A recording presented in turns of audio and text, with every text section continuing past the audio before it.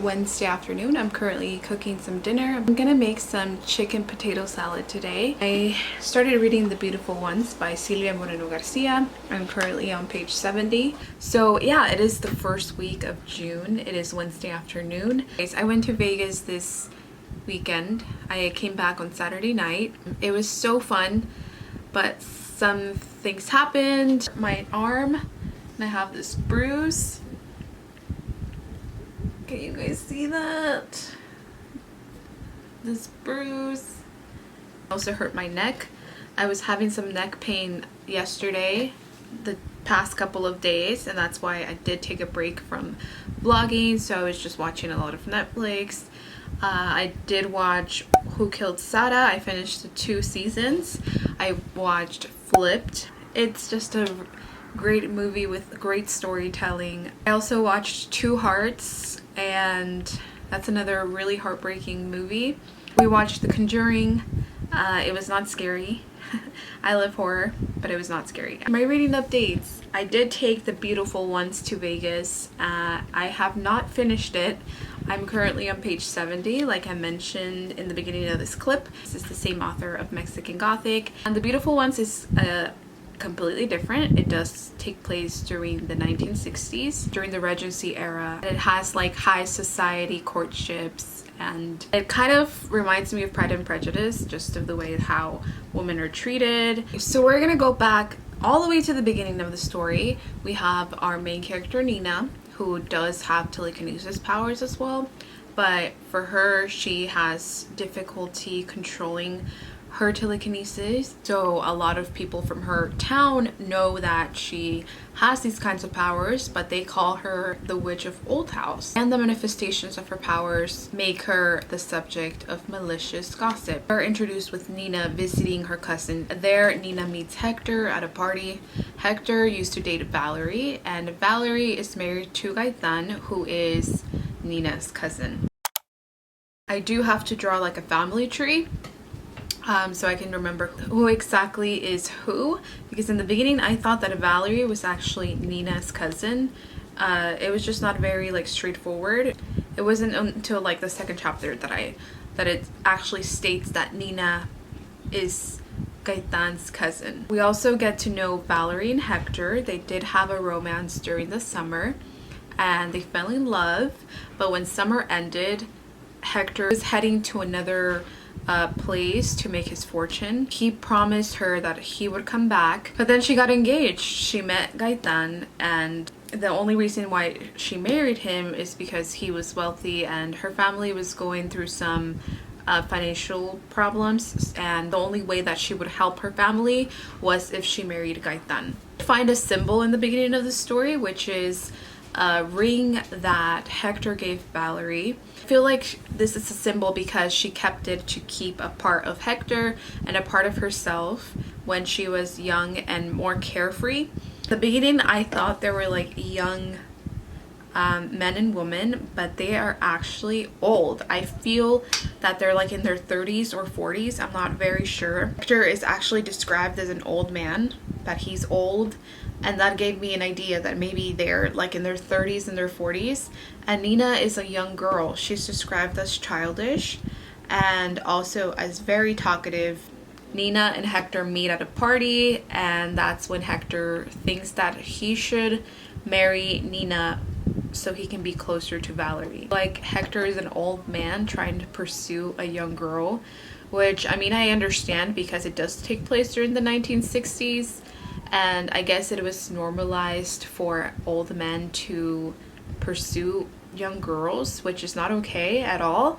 And that's something that I'm not gonna fucking like from this book. Not only that it has like romance and never-ending love, whatever, it also has fantasy, because Hector, he is a performer. He does have telekinesis abilities, but he's not the only one. Nina, who is Gaetan's cousin, also has telekinesis abilities, but for her, she has always struggled to control it. Wants Hector to teach her how to control her telekinesis. Now Hector is gonna hide the truth of why he is really marrying Nina. Nina falls in love with Hector. I'm pretty sure that this is gonna be great research, and it does state that in the 1960s 79% of over 18-year-olds were married during the 60s, and these marriages tended to happen at a young age.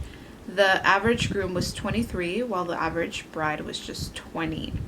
The role of woman growing up in the 40s, 50s was to become a mother and homemaker. While marriage was still a union based on love, it was also an essential provider of income for women.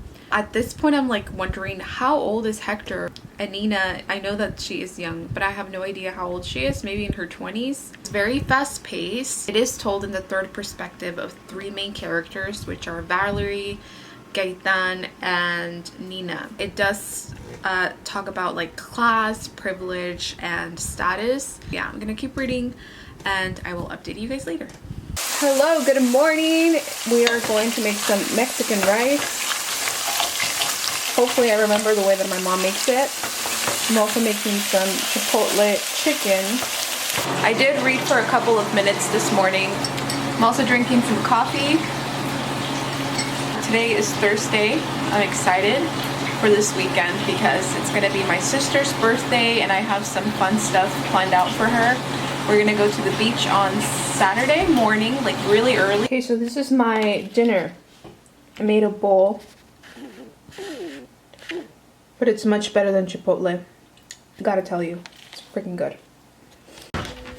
Hi, hello. And it is currently 4:32 p.m. I just finished eating my dinner. So updates with the beautiful ones. I am on page 91 so far. I don't know what to think of this book just because it is written from the 1960s and it has a lot of like high society courtships and lots of beauty standards. On one page, Hector, he's gonna visit Nina. He took his friend, and right here it is stated, where does it say? And he says, shaking his blonde head, he was as handsome as he was spoiled, a prime example of the beautiful ones. For me, it kind of like lets us know that being blonde is the beauty standard. And if you are blonde, you're automatically handsome. It also portrays the main character, who is Nina, as being ugly. It is a bit slow paced right now because there hasn't been anything like exciting happen yet.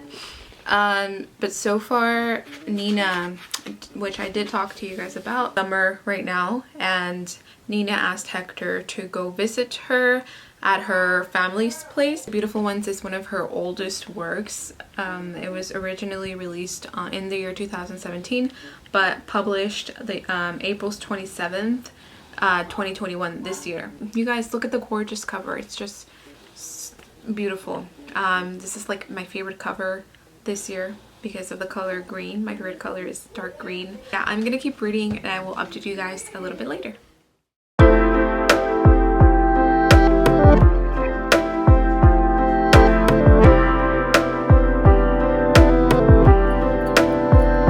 Some days I hope, I say, I pray for it, even though I know it never really comes. Sometimes I sit, I wait, I swear by it, give it up when I'm feeling dumb. Sometimes I sit and I hope and I sing for it. Sometimes I hear them say, you know one day you're gonna be amazed by it. Promise you will find a way out. Find a way out. Find a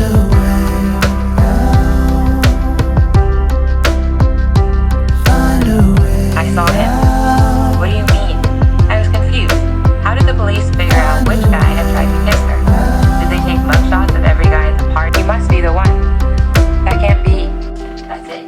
The little phrase, easy to miss, hidden among reports of petty theft. If this was how actual assaults were reported.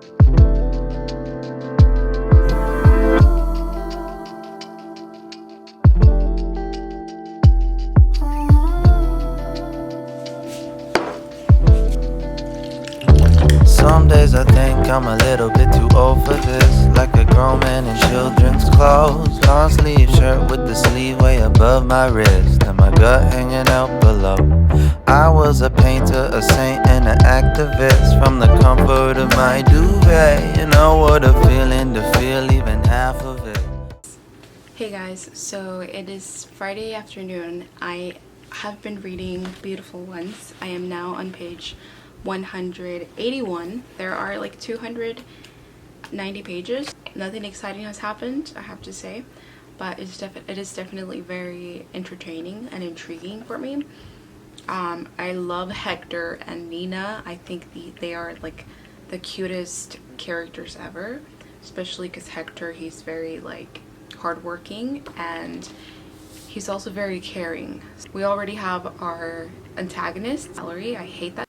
She's very manipulative. I mean, she only married Nina's cousin for his money, which is dumb, you know. Now she wants to marry her off to someone that she doesn't even like. I'm curious to see how the ending is gonna be in The Beautiful Ones, just because Mexican Gothic ending was just like incredibly like shocking and unexpected. So I'm definitely think that this one's gonna end the same way. I did mention that Hector used to have a relationship with Valerie, who is married to Nina's cousin. Nina goes back to her home, which is the old house. The old house is kind of described exactly the same way as Mexican Gothic's mansion, but just in a less creepy way. Hector goes to visit Nina, but we definitely know that he went to see Valerie. And one day, Nina catches them kissing, and then Valerie manipulates Nina and tells her, if you tell other people that you saw me kissing with Hector, I will let them know that it's like a lie, whatever. So she's a manipulator. So at this point, Valerie is evil, and it does give you like an input that people are evil in this world and they don't want to see you happy. Hector leaves the old house, which is Nina's home. Nina goes to visit her aunts. Luke, who is friends with one of Hector's friends, he tries to pursue Nina, but we find out that, I'm not gonna spoil it, we'll see what happens. I'm kind of excited because I know that Silvia Moreno Garcia did an incredible job with her stories, with her storytelling, and her ways that she words her whole writing. It's chef's kiss. I just love it. Even though it does give me Pride and Prejudice vibes, her writing is so descriptive, so amazing. I'm really loving the way that she wrote this story. Yeah, I'm gonna read a couple of more pages and then I'm gonna make a cake for my sister.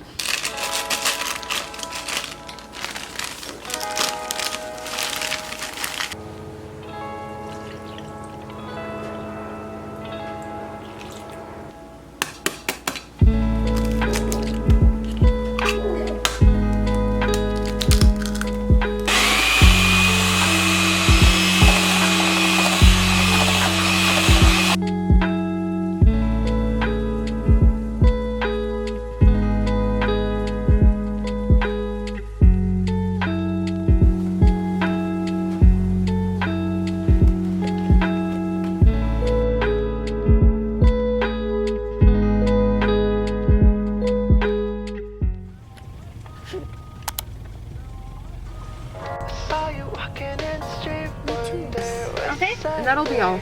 Okay, so let me fill up the window. Thank you. Thank you.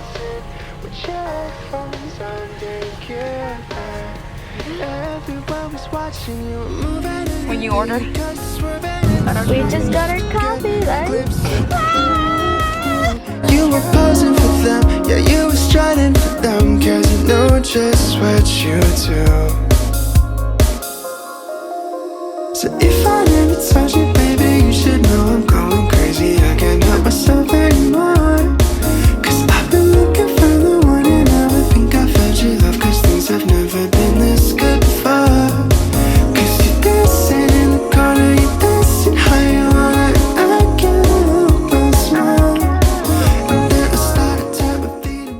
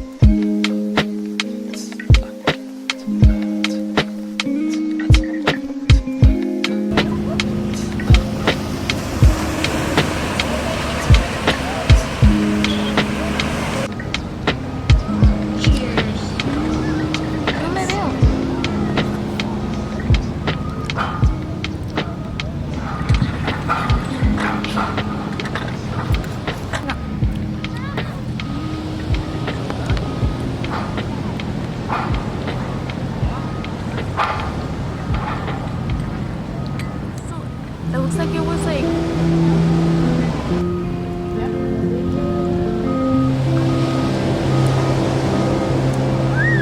Ah, qué pelo. I wasn't ready. Why did it look? Why did it look so awkward? Night is getting close, the lights come on, and we are on our own. Tiene su chorrito.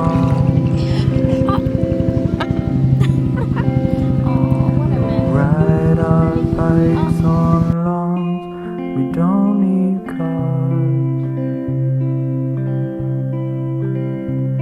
But I promised my mom I'd be home before dark. We laughed and played all day, we could go all night.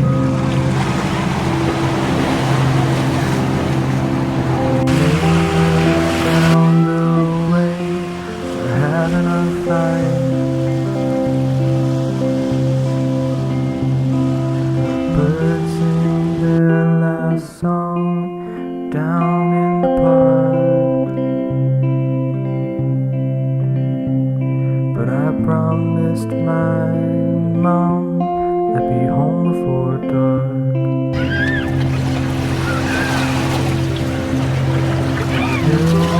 You have to climb to get back safe. Forever young, young, young. Black hate is the revolution. Let's go. What's about? Nobody cares.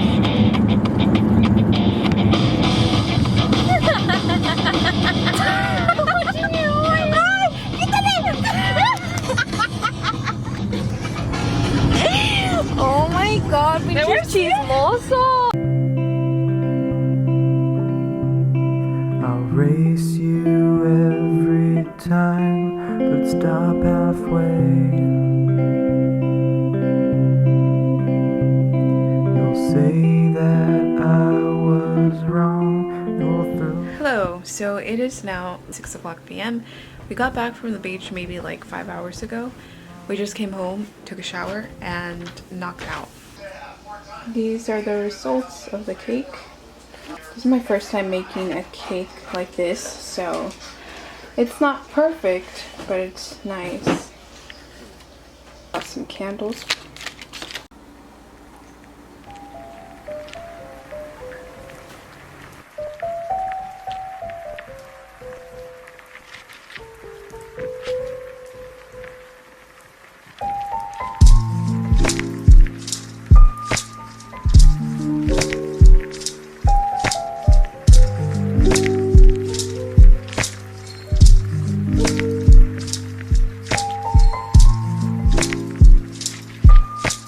Happy birthday. Okay. Say bye. Happy birthday to you. Birthday, dear Glenda. Happy birthday to you. Cha cha cha.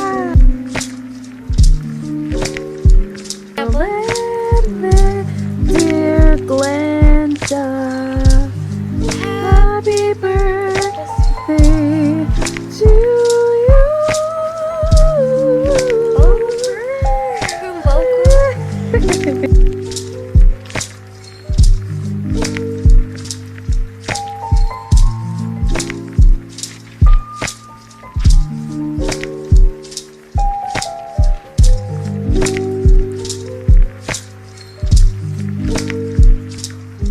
This is dedicated to my sister for her 24th birthday tonight. Woo! Grab your wine. No me queda más. Yo tenía una esperanza en el fondo de mi alma que un día te quedarás tú conmigo. Yeah.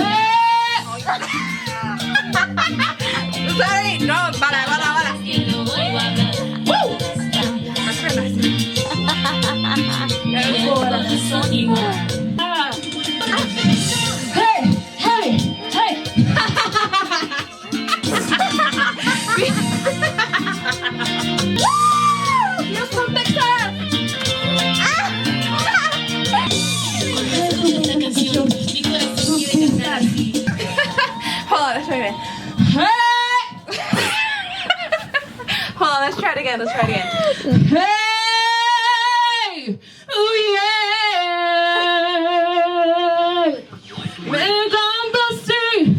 Me gonna see. You're out of breath. You're out of breath. Yeah.